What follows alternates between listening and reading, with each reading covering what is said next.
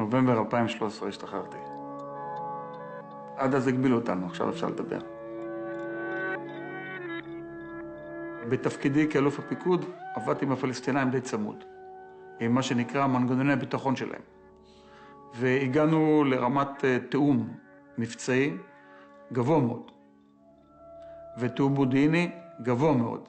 שאני לא רוצה לפרט אותו, וגם אני בהתחלה לא האמנתי, אבל יש להם יכולת, יש להם רצון, ואני אומר עוד פעם, הם לא אוהבים אותנו, אבל יש אינטרס משותף, הם פוחדים מהחמאס, אולי אפילו יותר מאיתנו.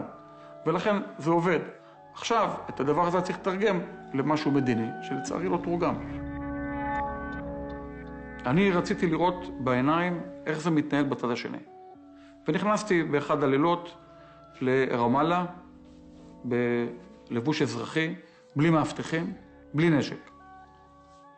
ישבתי בבית קפה, בכיכר אל-מנאר, ראיתי שם צעירים עם לפטופים, עם כאלה הדקים הטובים האלה של אפל, לא כמו שלנו, וי-פיי, מדברים מכל העולם, והתחלתי לנהל את הפשיחה, הם לא ידעו מי אני, איך הם רואים את המצב, ומה אומרים בסוף. אמרו, תקשיב, אנחנו חושבים שבסוף אנחנו נקבל מדינה משלנו.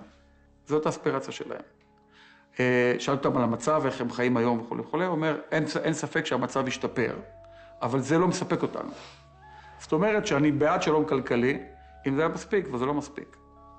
לכוח הצבאי יש בסוף מגבלה, כי אם היום, לא יודע מה, 10,000, 20,000, 100,000 פלסטינאים, עוברים את מעבר קלנדיה לירושלים, מה אני עושה?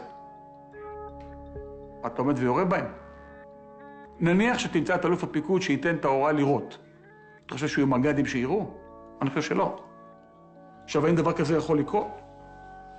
אני חושב שכן, יכול לקרות. ולכן, יש מגבלה לכוח. אני מאמין שיכול להיות הסדר.